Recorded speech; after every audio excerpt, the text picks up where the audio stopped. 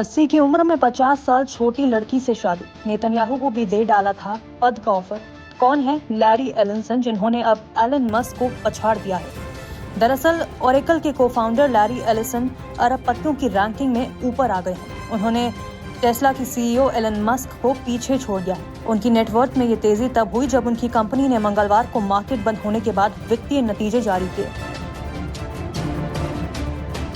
बुधवार को ओरेकल के शेयरों में लगभग 40% की बढ़ोतरी हुई, लेकिन लैरी एलिसन की कहानी इतनी सरल नहीं रही। एलिसन के बारे में कहा जाता है कि वो मार्क की तरह 22 साल की उम्र में अमीर इंसान नहीं बने। उन्हें अमीर बनने में काफी वक्त लगा। एलिसन जब 42 साल के हुए तब उनकी दौलत शबाब पर पहुंची। अगर लैरी एलिसन के पूरे सफर की बात करें तो लैरी एलिसन ने 1977 में ओरेकल कंपनी की शुरुआत की थी। ओरेकल अब दुनिया की शीर्ष डेटाबेस सॉफ्टवेयर कंपनियों में गिनी जाती है। हाल ही में एलिसन की संपत्ति 89 अरब डॉलर से बढ़कर 383.2 अरब डॉलर हो गई। ओरेकल के शेयरों में एक दिन में 36% की ऐतिहासिक उछाल आई। कुछ समय के लिए एलिसन ने एलन मस्क को पछाड़कर दुनिया के सबसे अमीर व्यक्ति का स्थान हासिल किया। आपको बता दें कि उनकी कहानी में इजराइल के पीएम बेंजामिन नेतन्याहू का भी जिक्र होता है। कहा जाता है कि साल 2019 में लैरी एलिसन ने पूर्वी यरूशलेम में एक उत्खनन परियोजना के लिए आर्थिक सहयोग दिया था। इस परियोजना को लेकर फिलिस्तीनी समूहों और कई इजरायली शांति कार्यकर्ताओं ने विरोध जताया था, जिससे ये दान विवादों में घिर गया। इसके 2 साल बाद एलिसन ने कथित तौर पर इजरायली प्रधानमंत्री बेंजामिन नेतन्याहू को अपनी कंपनी ओरेकल के निदेशक मंडल में शामिल होने का प्रस्ताव दिया। हालांकि इस प्रस्ताव पर कोई आधिकारिक पुष्टि सामने नहीं आई। लैरी की जिंदगी संघर्षों से भरी रही। कहा जाता है कि लैरी ने बचपन में वो सब देखा जो शायद एक बच्चा कभी ना देखना चाहे। लैरी एलिसन का जन्म जून 1944 में न्यूयॉर्क में एक अविवाहित यहूदी महिला के घर पर हुआ था। जन्म के 9 महीने बाद उनकी मां ने उन्हें रिश्तेदारों के पास छोड़ दिया। उन्होंने अपनी जैविक मां को पहली बार 48 साल की उम्र में देखा। उनका बचपन गरीबी और असुरक्षा में बीता। उन्होंने कॉलेज में दाखिला लिया, लेकिन ग्रेजुएशन पूरी नहीं कर सके। एलिसन की जिंदगी का सबसे अजीब और रोचक हिस्सा है उनकी शादीशुदा जिंदगी।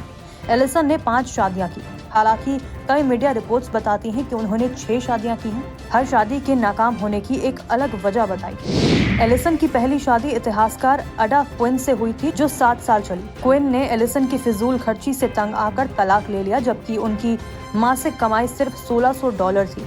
दूसरी शादी की बात की जाए तो ये शादी 1 साल से भी कम चली। नैन्सी ने ओरेकल के शेयरों पर दावा छोड़ दिया, जिसे बाद में उन्होंने अपना सबसे बड़ा पछतावा बताया। ओरेकल की रिसेप्शनिस्ट बारबरा बूथ से एलिसन ने तीसरी शादी की, जिससे उन्हें 2 बच्चे हुए, डेविड और मेगन। शादी 1983 में हुई और 1986 में वो खत्म हो गई। मेगन एलिसन 2014 में अकादमी पुरस्कार नामांकित फिल्मों की निर्माता बनने वाली पहली खुलकर समलैंगिक महिला बनी। चौथी शादी की बात की जाए तो 2003 में उन्होंने रोमांस नॉवेल लेखिका मेलानी क्राफ्ट से शादी की। दिलचस्प बात यह है कि एप्पल के को-फाउंडर स्टीव जॉब्स इस शादी के वेडिंग फोटोग्राफर थे। इस शादी का अंत 2010 में तलाक के साथ हुआ। उनकी आखिरी शादी यूक्रेनी मॉडल और एक्ट्रेस निकिता कान से हुई, जो उनसे 47 साल छोटी थी। एलिसन ने निकिता के नाम पर एक रेस्टोरेंट भी खोला। दोनों 2016 में अलग हो गए और 2020 में कोरोना काल के दौरान उनका तलाक हुआ।